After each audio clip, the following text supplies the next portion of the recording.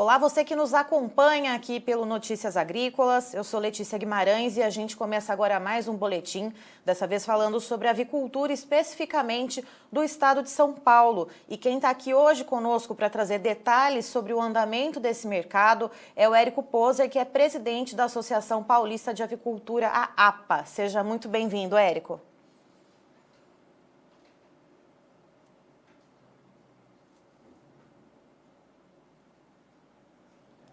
Érico, você nos ouve? Desculpa. Boa tarde e boa tarde a todos que nos acompanham. Érico, como que está sendo o andamento dessa primeira quinzena de julho para o mercado do frango aqui no estado de São Paulo? A gente teve aí em junho um recuo ainda que leve, né, para os preços de milho, principalmente. Mas e agora, no começo desse mês, como que a gente está em relação a preço pago pelo frango e custo de produção? Bom, nós temos que levar em consideração que 95% do frango abatido, ele é das próprias integrações. Então, hoje, o panorama, assim, se nós formos ver a questão do frango vivo no mercado livre, hoje, para todas as integrações e quem tem uma criação de bom nível, o custo de produção do frango vivo no estado de São Paulo, ele gira em torno de R$ 4,90 a R$ 5,00 o quilo. Tá? Hoje, os abatedouros que compram essa pequena parcela do frango vivo que está disponível no estado de São Paulo, eles estão pagando em torno de R$ 5,70 a R$ 5,80. Então, se for ver hoje, vender frango vivo é um bom negócio, está dando margem. Só que o abatedor que compra esse frango vivo a R$ 5,70 e R$ 5,80, ele vai ter dificuldade de ter margem, porque hoje está se vendendo frango abatido em torno de 7 a 7,20 mais ou menos por quilo. E depois, então, os cortes têm as derivações, tá? Certo, então essa margem ela está estreita ou tem produtores trabalhando no prejuízo, Érico? Bom, fazendo um resumo geral agora, não só do estado de São Paulo, mas do Brasil inteiro, nós passamos o primeiro semestre com resultados bastante apertados e com meses sem margem, tá? Nós vínhamos agora, no mês de maio e junho, com uma certa queda no custo de produção, né? Isso provocado por um recuo do farelo de soja, que ele estava em torno de R$ 2.700, R$ 2.800 e caiu para em torno de R$ 2.200, e o milho que se pagou em torno de R$ 100, ele tinha caído aí para uma faixa de R$ 80. O que aconteceu nesses últimos 20 dias foi de que, com o evento das geadas que atingiram principalmente o Paraná, o preço do milho voltou a reagir no mercado interno, né? Então, hoje, nós novamente, não só em São Paulo, no Brasil inteiro, inclusive no Paraná, hoje a saca de milho ela está sendo comercializada para as integrações que criam frango e suínos em torno de R$ 100 a saca. Então, nós voltamos a ter um custo de produção parecido com o histórico do primeiro semestre, né? Então, essa questão do milho, nós acreditamos, inclusive, que como o preço no porto está muito mais baixo, está em torno de R$ 75, nós acreditamos que uma boa parte de contratos vão ser renegociados e vai haver uma inversão desses contratos e esse milho acaba ficando aqui para o mercado interno. Mas a perspectiva, no geral, é de que a oferta de milho ela continue bastante apertada até a safra de verão, que não é a maior safra. Nós sabemos que a safra de inverno é a que produz mais agora no Brasil. E, Érico, com esses elevados custos de produção, como que as agroindústrias estão fazendo para repassar isso para a ponta final? Está sendo possível repassar de forma integral esse aumento nos custos ou não? Está sendo repassado um pouco a conta-gotas para não afugentar o consumidor?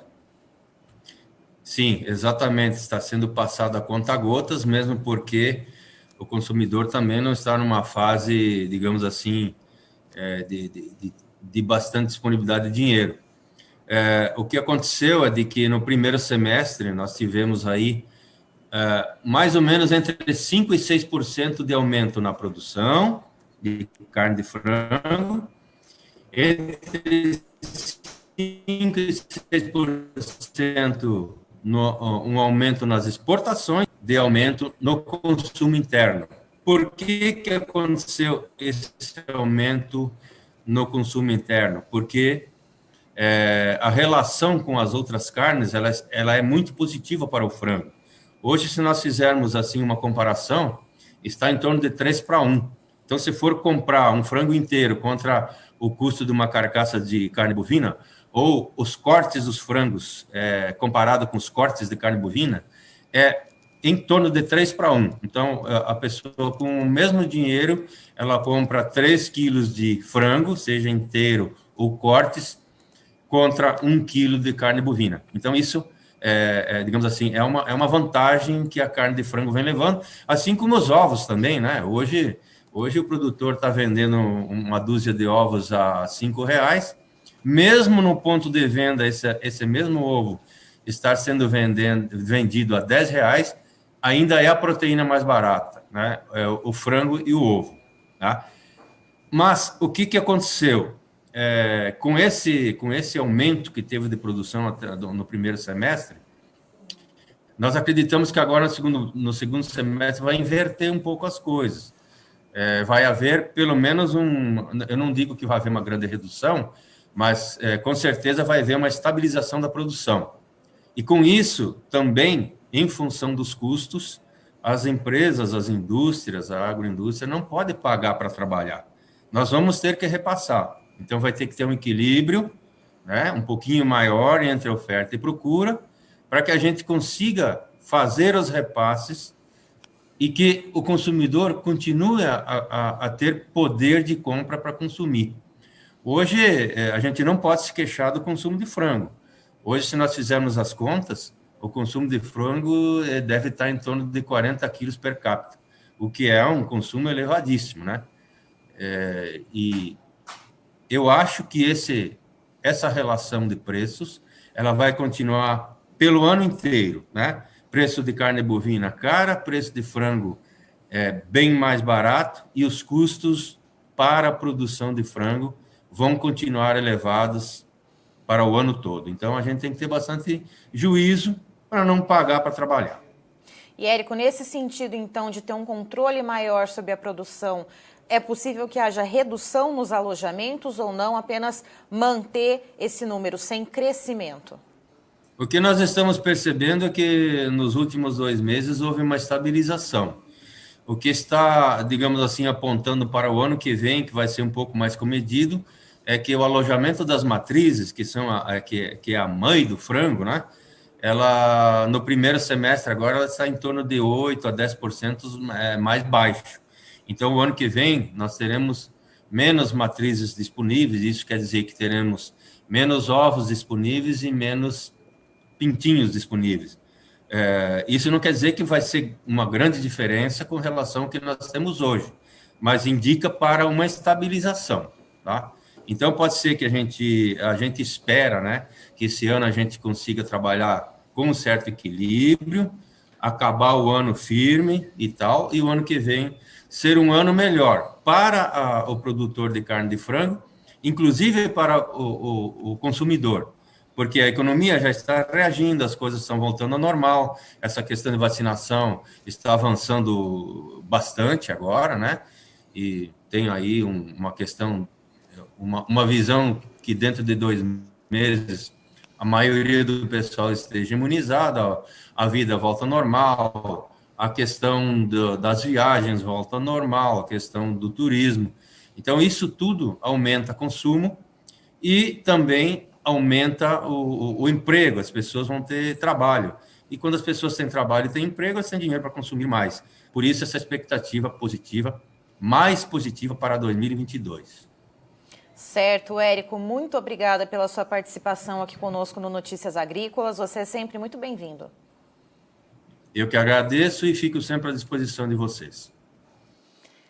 Estivemos aqui, portanto, com o Érico Poser, que é presidente da APA, Associação Paulista de Avicultura, trazendo então detalhes sobre como que está o andamento desse setor aqui no estado de São Paulo. De acordo com ele, apesar dos recentes aumentos no preço do frango, os custos de produção também reagiram depois de ter uma leve folga nos meses de maio e junho. Agora, em julho, voltaram a aumentar, principalmente por causa das geadas que ocorreram no final do mês de junho.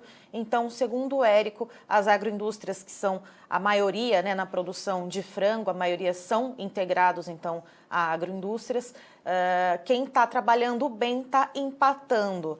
E, segundo ele, uma minoria, cerca de 5% dos produtores que produzem o frango de forma independente e que vendem o frango ainda vivo para as agroindústrias, estão tendo alguma margem, sim, porque esse preço do frango vivo está girando em torno de R$ 5,70 a R$ 5,80, enquanto os custos de produção para o frango abatido está em torno de R$ 4,90 a R$ 5,00, então ainda assim uma margem. E, segundo o Érico, apesar então dessa equiparação entre custos de produção e o preço de venda, a demanda segue muito aquecida, então não há do que se reclamar da demanda, sim dos custos de produção.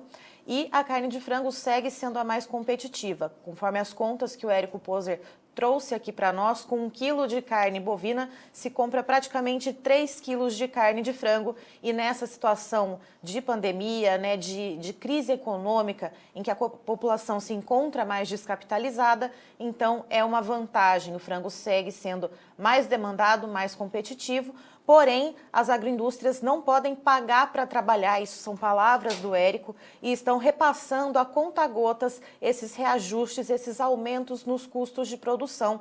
Logo, então, deve haver um controle maior na produção, a produção de frango deve ficar mais estável, sem aumento, sem picos de aumento nos alojamentos. Eu encerro por aqui, mas daqui a pouquinho tem mais informações para vocês aqui no Notícias Agrícolas.